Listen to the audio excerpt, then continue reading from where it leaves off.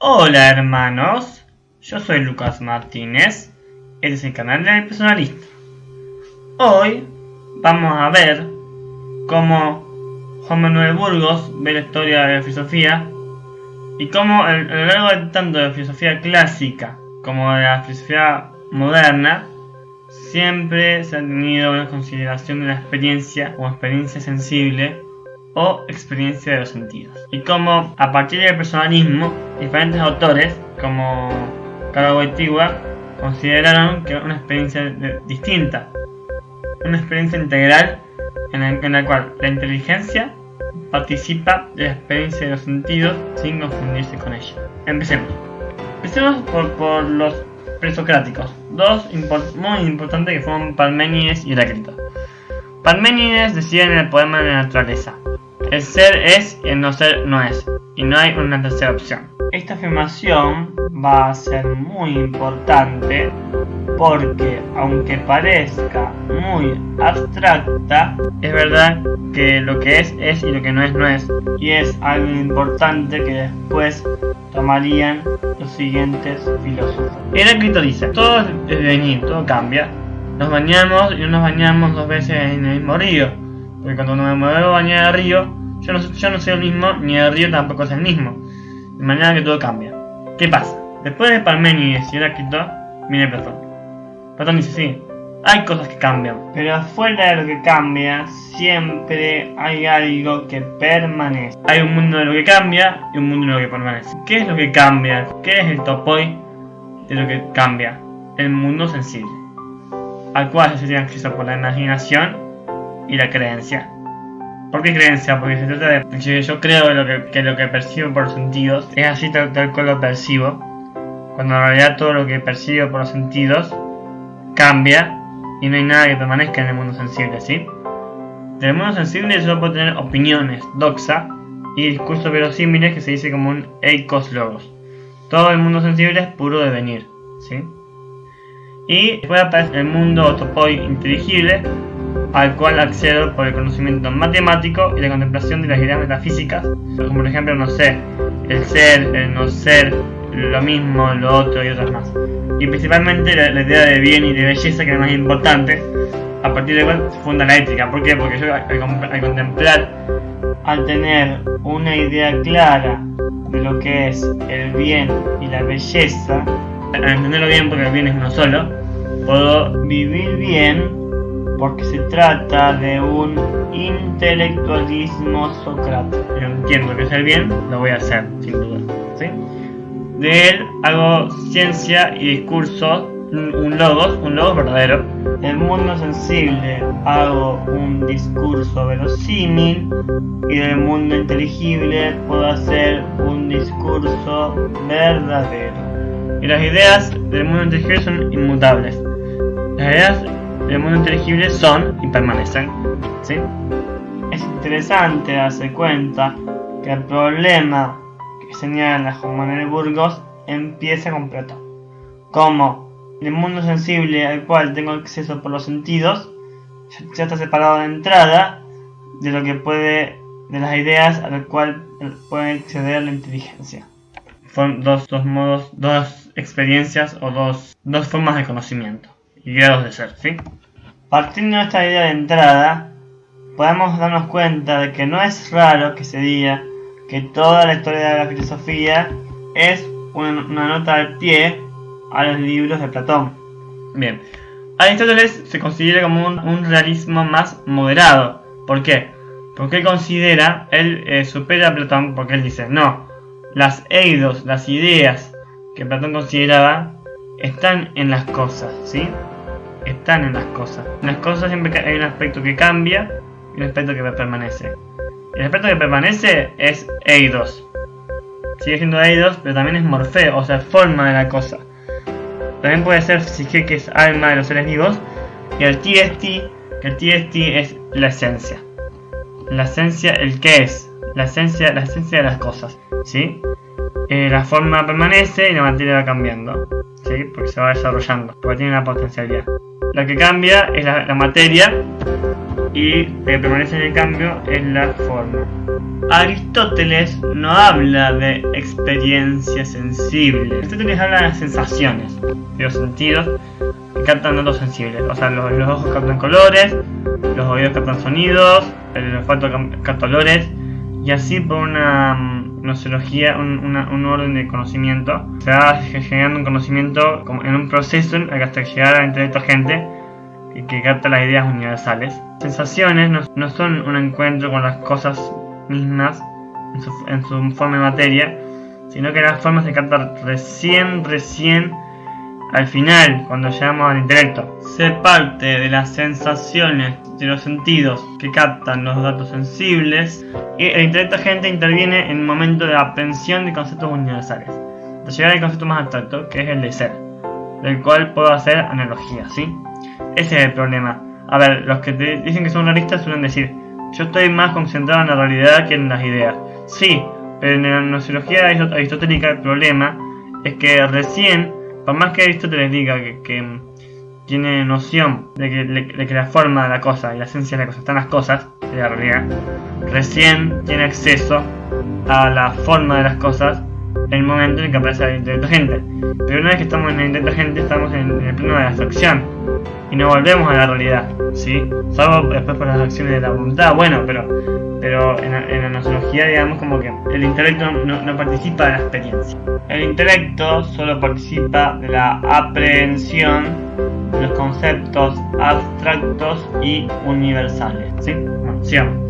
Tomás de Aquino, otro Tomás que vivió en el siglo XIII, es un realista moderado que seguía a Aristóteles y que tomaba mucho de Platón, de la fe cristiana y hebrea.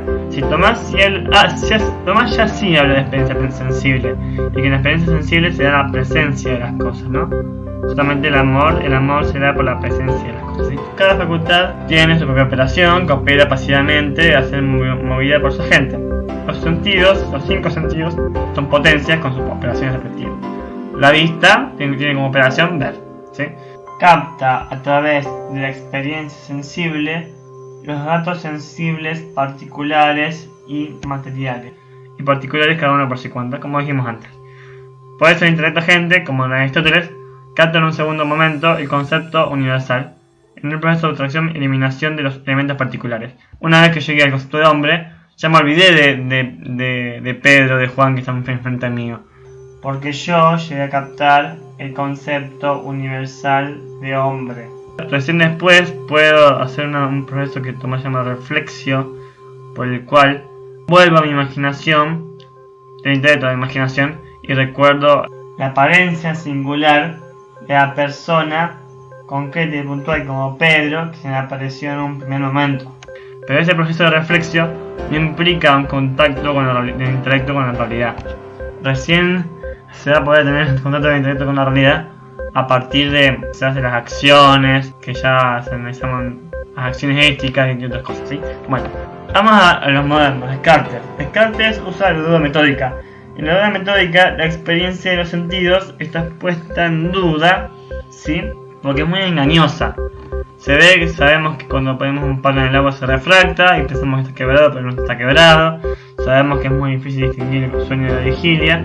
Y sabemos, por ejemplo, esto no sé si lo dijo Descartes, sabemos que parece que el Sol gira alrededor de la Tierra, pero eso es un engaño de los sentidos. Entonces, ¿por qué vamos a confiar en una experiencia tan confusa y tan engañosa? No, como que, ¿por qué? Porque para Descartes también la experiencia de los sentidos no participa de la inteligencia va más por lo matemático, que también es puesto en duda aparte, ¿no? Acá Juan Manuel Burgos dice: la experiencia integral, que es engañosa, puede ser cuestionada y criticada por la misma experiencia integral con los instrumentos adecuados, ¿sí? Y Hume también parte de la experiencia de los sentidos, porque es empirista, ¿no? Él habla de la empiria.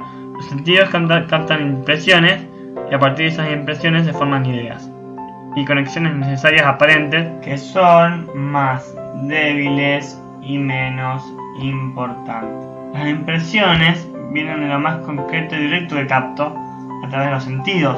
Yo capto la mesa, capto la computadora, que tiene unos colores, una forma, pero las ideas que vienen después son puestas en duda. Todo el concepto ya es forzado, digamos, no es tan claro por qué hay una causa y un efecto, o por qué hay un yo. El yo que es cartesiano, causa efecto que es aristotélico, sustancia accidente que es aristotélico, y la naturaleza que es aristotélica, que tampoco es posible conocer la naturaleza de las cosas, sino lo que está más directamente en la experiencia, en las impresiones que se dan por los sentidos, ¿sí? En Kant se ve una gran separación entre la sensibilidad, el entendimiento y la razón pura. Ahí, una vez más, el entendimiento no participa de la experiencia del fenómeno que hace el sujeto trascendental. En la sensibilidad se da el fenómeno. Pensamos que está el sentido interno y el sentido externo. Bueno, ya hablamos de eso. En el segundo lugar está el entendimiento, ordena el caos de sensaciones captados por la sensibilidad a partir de categorías a priori.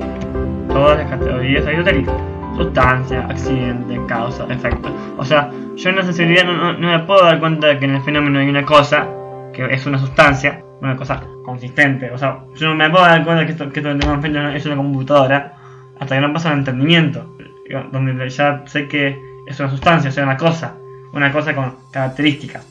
Todas esas categorías que le pongo a la computadora que están acá enfrente mío, son categorías que ponen entendimiento y que están dadas a priori, de modo que no hay una unión de la sensibilidad con el entendimiento y con la razón pura, sino que se dan una después de la otra y separadas. La razón pura llega a las ideas puras de Dios, alma y mundo. Bueno, todas estas cosas seguramente los que estudiaron ya lo sabrán. Yo lo explico como para entender que la sensibilidad y el entendimiento en todos estos autores están totalmente separados, ¿sí? Bien. Husserl también. Es muy interesante Husserl porque él ya habla de la experiencia de la conciencia, ¿no? Lo que podemos decir es que Husserl, aunque sí tiene una idea más profunda de la experiencia como vivencia intencional de un objeto de la conciencia. Si yo pienso, no es que yo simplemente pienso, yo pienso en algo. Yo percibo la computadora, yo pienso en lo que hice ayer, yo recuerdo, yo siento. Todo eso es parte de la experiencia de la conciencia, ¿sí? Pero se pasa en Husserl de la experiencia de la conciencia a la intuición eidética y abstracta de las esencias. ¿Qué quiere tratar Husserl? La esencia de las vivencias. Por ejemplo, Stein habla de la esencia de los actos de empatía, ¿no? La esencia de los actos de empatía, cuando en la fenomenología se habla de actos, no se habla de acciones, de algo que una persona hace, sino actos de conciencia. O sea, el acto intencional por el cual yo experimento un objeto. Es como que, ¿qué dice Juan Manuel Burgos? Husserl renuncia a la experiencia, en su segunda teoría, para quedarse con la intuición eidética de las esencias. Lo importante es captar la esencia de las vivencias. Por ejemplo, captar la esencia, ¿cómo se puede definir todos los actos de empatía que tengo en mi vida? Tiene una definición clara y exacta, como una vivencia que se puede definir de una manera. Stein en esto lo superó un poco Husserl porque es más realista, pero bueno, así es como lo hemos podido explicar. Y la experiencia integral. En la experiencia participa toda la persona. El aspecto subjetivo, que tiene que ver con mi experiencia interior y la vivencia que tengo de mí mismo. El aspecto objetivo, que tiene que ver con la experiencia de las cosas que me rodean. Y el aspecto intersubjetivo, que tiene que ver con mi relación con las demás personas, ¿sí? El intelecto participa de la experiencia de los sentidos sin confundirse con ellos. Esto es muy importante. Y todo está en la experiencia. No solamente los colores, los sonidos, los olores. Yo en esta experiencia que tengo ahora estoy en mi pieza, tengo mi computadora, yo entiendo que esto es una computadora y no necesito hacer el proceso de abstracción para llegar a la unidad de esa computadora para entenderlo. ¿Por qué? Porque todo ese proceso yo lo tengo incorporado. Ese es el gran problema de la gnoseología clásica, que no se da cuenta que el proceso de conocimiento no se necesita hacer desde el principio todos los días, todo de nuevo, porque es un proceso que ya está incorporado. ¿sí? No obstante, Burgos no rechaza totalmente el momento de la abstracción, ¿sí? La inteligencia participa de la experiencia, yo hago muchas cosas con la inteligencia y la experiencia, pero sí se llega a abstracciones que son las unidades de sentido. Pero las unidades de sentido están en la experiencia y se confirman en la experiencia, ¿no? Se llega por inducción a las unidades de sentido, pero otra vez, todo está en la experiencia, todo hace parte de la experiencia. No hace falta dejar la experiencia a un lado una vez que nos vamos a conceptos abstractos. Y eso es lo que quiere decir el método de la experiencia integral de Juan Manuel Burgos. Pero si quieres ver el video donde explico el método en detalle de Juan Manuel Burgos, podés fijarte acá en la pantalla que lo podés seleccionar. Eso es todo por hoy. No se olviden de suscribirse y de poner me gusta. Yo soy Lucas Martínez y este es el canal de Personalista.